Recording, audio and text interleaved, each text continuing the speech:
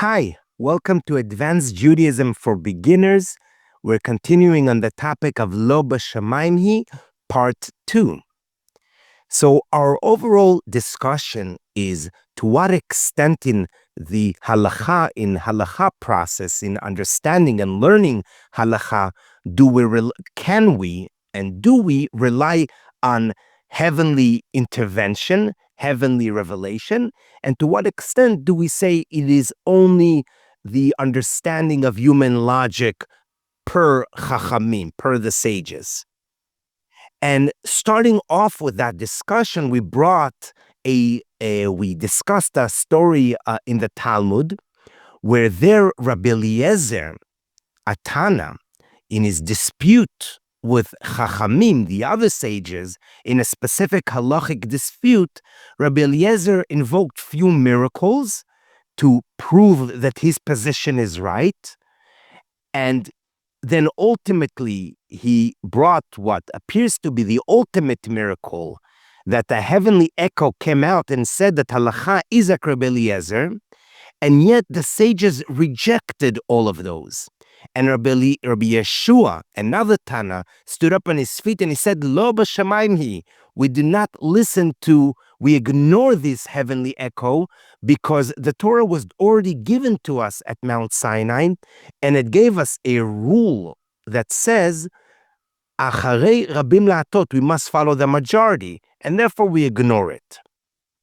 We also brought Tosafot, where Tosafot actually brings a different Talmud, where a Talmud from a different tractate of Yevamot, that there's a dispute between Beit Hillel and Beit Shammai, and there indeed there's also a heavenly echo that came out and said that halacha there is like Beit Hillel, and there we accept that heavenly echo. How come? So Tosafot brought several answers. Just very quickly to summarize those answers, he says is that there, since Beit Hillel is the majority, so therefore that heavenly echo is consistent with halacha, with the rule of following the majority. So therefore we do accept it.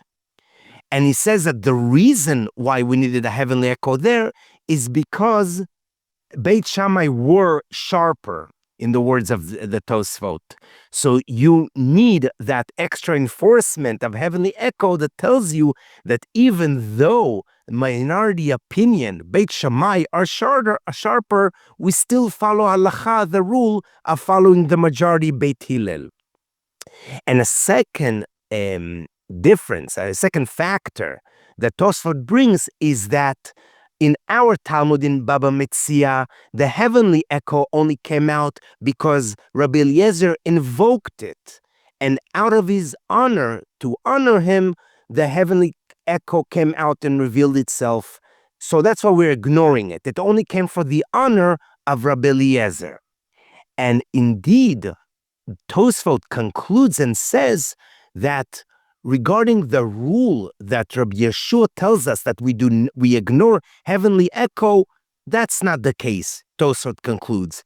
And Tosafot concludes and says that halacha is like the other Talmud in Yevamot, where there are circumstances where we do listen to heavenly echo. So that is the bottom line right now in our discussion, as we have a Talmud in Baba Metzia that concludes based on Rabbi Yeshua, that tells us we ignore heavenly echo. But then comes Tosafot and brings another Talmud which contradicts our Talmud. And our Tosafot says that halacha does not follow like our Talmud, and in some circumstances, some scenarios, we do follow the heavenly echo. So that's the bottom line. Now, what I wanted for just a few minutes to bring a background a little bit about Tosafot. As we will learn more in Advanced Judaism for Beginners, not only are we going to discuss the Talmud, we're going to discuss the commentaries and how each commentary has its own unique approach and each one has some effect in the Torah learning process throughout history and in halacha. So, like I mentioned last week, what the unique approach about Tosafot is that Tosafot he tried to make the Talmud consistent across the board. And he tries to bring contradiction. He says, we have one Talmud that contradicts this Talmud, and that is a unique factor of Tosafot, because the Talmud is a discussion of few centuries. I think like from the 3rd century through the 6th century, Common Era, in the study hall of Babylonia, and not necessarily were all the discussions consistent with one another. We might have contradictions, we might have arguments, and until Tosafot came, no one tried to bring each part of the Talmud and face each other and kind of reconcile between parts or to contradict between parts. In fact, the Marashal is another great Jewish commentator, a rabbi from Ashkenaz. He said that what was unique about Tosafot is that they bounce the Talmud like a ball, like a ball that they bounce it from one side to the other, meaning they brought the Talmud from one side to the other side, contradicted and reconciled, and comparing the Talmud. That's a unique feature of Tosafot. And again, Rashi, another big commentator of the Talmud, he does not try to do that. In his commentary of the Talmud, he just tries to bring the simple understanding of the Talmud. He would not look beyond that current Talmud that he's explaining to bring various contradictions. Now, I just wanted to point out there's a notable example of that, how it affects halakha. And again, this is a side point, but I just want to bring out that idea of what Tosafot tries to achieve. We have, in regards to halachic times, the zmanim, what we call the zmanim, that we have a certain times of prayers, the morning prayers, afternoon prayer, the evening prayer. Now, in regards to the afternoon prayer and to the afternoon time, specifically the what's called bein hashmashos, the twilight time of between the late afternoon, evening to nightfall. What time is nightfall? There's a certain dispute in the Talmud. What are those times? And one of those opinions, Rabbi Yehuda brings one opinion, he's being quoted in one Talmud that has a certain time to it. What time is bein hashmashot? And in a different Talmud, the same Tana is being quoted of a different time of bein hashmashot, which is significantly later. Now, most commentaries ignore that contradiction of Rabbi Yehuda, and they just simply learn within a specific tractate what is the times of the prayer, of mincha, of arvit, etc. Tosafot, Rabbeinu Tam, who is one of the masters of the Tosafot, one of Baalei Tosafot, he points out to this contradiction. He points out is that in one tractate, I believe in Brachot, in one tractate, Rabbi Yehuda says, these is the times.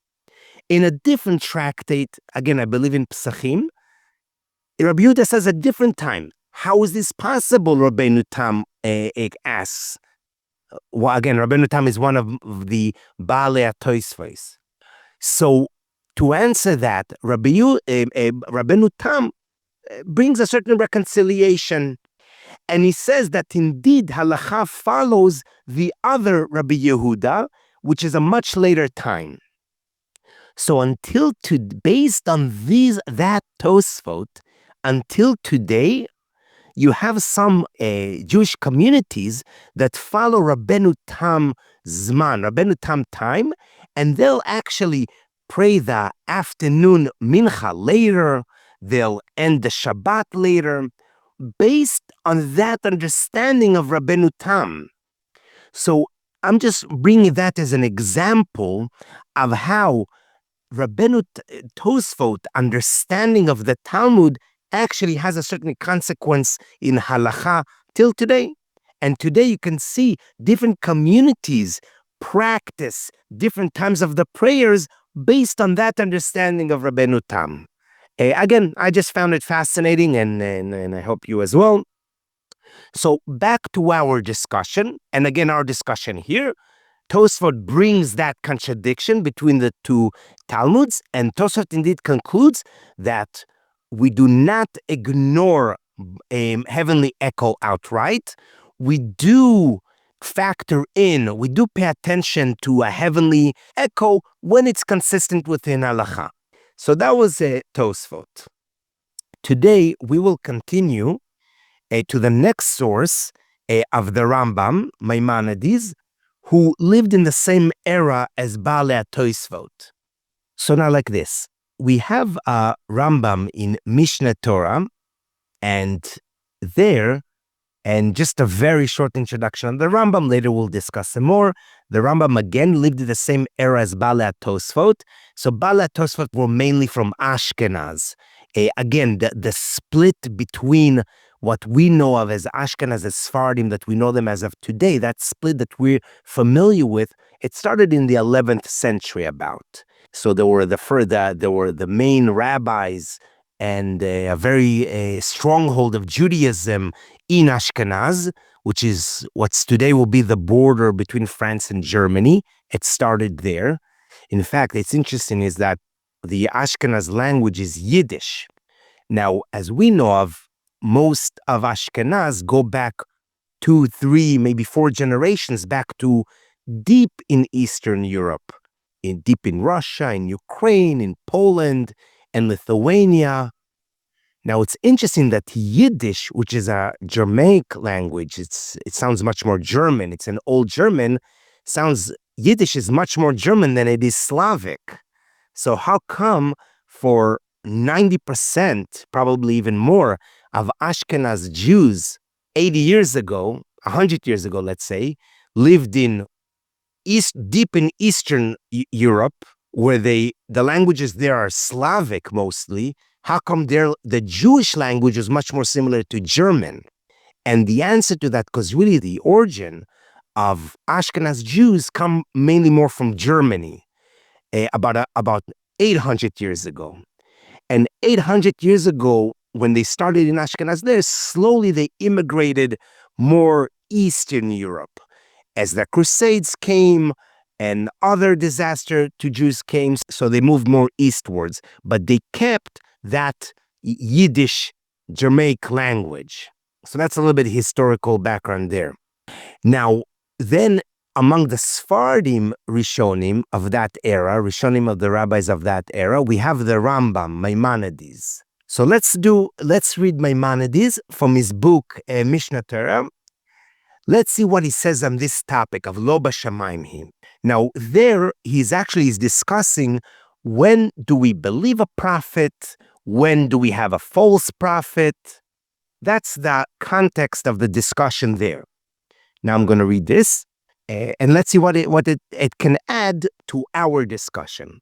וכן אם עוקר דבר מדברים שלמדנו מפי השמוע, או שאמר בדין מדיני תורה שהשם ציווה לו שהדין כך הוא, והלכה כדברי פלוני, הרי זה נביא השקר ויחונק. And the Rambam brings the idea that if we have a false prophet, so he has a punishment by death, אף על פי שעשה אויס, שהרי בא להכחיש התורה שאמר לו בשמיים היא. Now, even though that false prophet performed the miracle, so imagine you have a false prophet that comes and he performs a miracle, and based on that, he's giving a teaching, and he says halacha is so-and-so, and it contradicts halacha, so then we don't listen to it. We ignore it. Why? Because it comes to contradict a teaching of the Torah, and in the Torah it says that the Torah is not in heaven. Now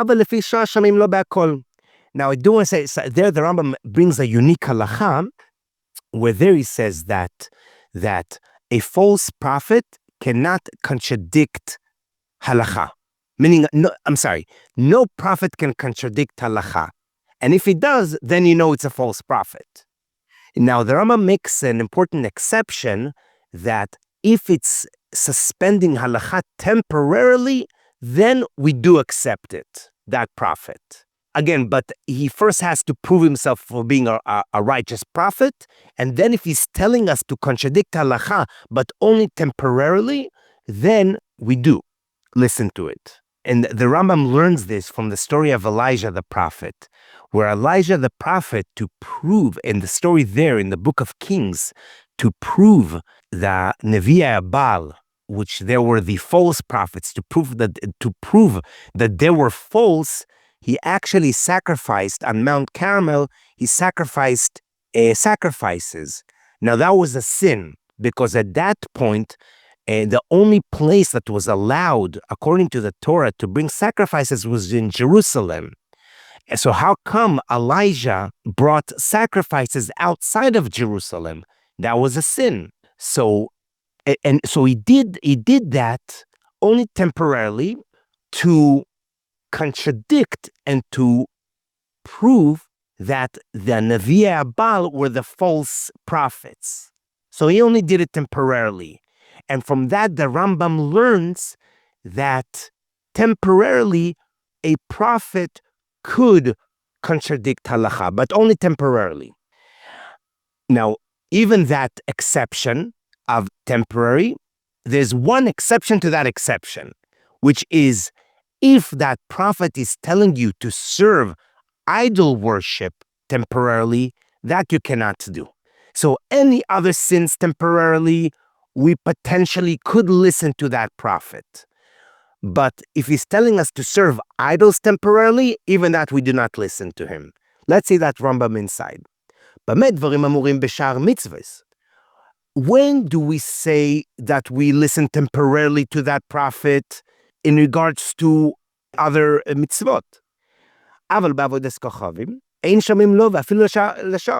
But when it comes to idol worship, we do not listen to him even for a single moment. ואפילו עושה עויסס ומבזים גדולים, ואומר שהשם ציווה שתעבד עבודת כוכבים היום. בלבד או בשעה זו בלבד, הרי זה דבר סורה על השם. And even if he's proving to you with lots of miracles to serve the idols, we ignore him. ועל זה ציווה כוסף ואומר, ובא עויס והמויפס, לא תשמע אל דברי נוביהו, כי דבר סורה על השם אלוקיכם. שהרי בא להכחיש נבואתו של מוישה. So you do not listen to him when he tells you to do idol worship, because he comes to contradict the prophecy of Moshe Rabbeinu. And again, per our last video, the ultimate, the foundation of Judaism is that prophecy of Moses at Mount Sinai. That is the ultimate foundation of Judaism. And therefore we will ignore this prophet. ולפיכך נדע בוודאי שהוא נביא שקר, וכל מה שעשה בלד בחישוב עשה ויחונק. By the way, another just a small note is that it's interesting. One of the arguments of Judaism against Christianity is that, and again, a whole different topic, but just a small note on that, even, again, without getting too complicated in that, but even if Yoshke, that's how we call Jesus. So even if Yoshke indeed performed real miracles to prove that he is righteous, but if he's telling us based on those miracles that the Torah is now changed, is altered, then we do not listen to him. So that's that's one of those arguments against Christianity. Again, assuming for a second that indeed there was such a person as Yoshke, and indeed he did perform miracles. But if based on those miracles, they're telling us that the Torah now is changed, halacha is now changed, we ignore it. And based on that, we're concluding that that is a false prophet. So again, just taking that point, it's an interesting point. So just summarizing what we just learned from the Rambam, which we didn't read, he's telling us that there's such an idea that indeed there's a prophet, and we can establish someone is a prophet based on specific signs. But if that prophet comes to contradict halacha, we ignore him. If he's here to contradict any teachings of halacha, we ignore it, because we do not, we absolutely ignore it, because lo BaShamayim hi. And then the Rambam goes on and he says that temporarily we will listen to him, but with the exception of if he's telling us to serve idol worship. Now, bringing this Rambam to our discussion of Lo BaShamayim Hi, again, taking it back to the discussion, to what extent do we listen, do we pay attention to heavenly interventions and revelations in Halacha? Based on the Rambam, there is no room for it. The Rambam brings a quote, Lo BaShamayim Hi. We do not listen. No prophet, no one can come and add any teachings because the heaven is, the Torah is not in heaven. That is the conclusion from the Rambam. So what we have in our discussion is we have Tosafot. Tosafot actually says that sometimes we do listen to BaShamayim. We do listen to heavenly echo as long as it's consistent with Halacha. The Rambam understanding is that we do not factor in Lo BaShamayim Hi. We never factor in Lo BaShamayim Hi when it comes to teaching in Halacha. So we have two approaches within the Rishonim, within that era. And again, just to summarize, I also wanted to highlight the approach of Tosafot, where Tosafot will compare various Talmuds and try to reconcile between the two or to contradict one and the other. And based on that, there will be a ramification in Halacha. It will actually influence Halacha. I brought the example of the Zmanim, of the times of prayer, in regards to Ben Hashmashot, where until today you'll see some communities following Rabbeinu Tam's time. Again, this is based on the understanding of the way the Tosafot understands the Talmud. And here we also see it affects, because based on the contradiction that Tosafot brings, he actually says, based on the other Talmud of Yevamot, that sometimes we do factor in heavenly echo. So that is it for today. Thank you again for joining. Until the next session.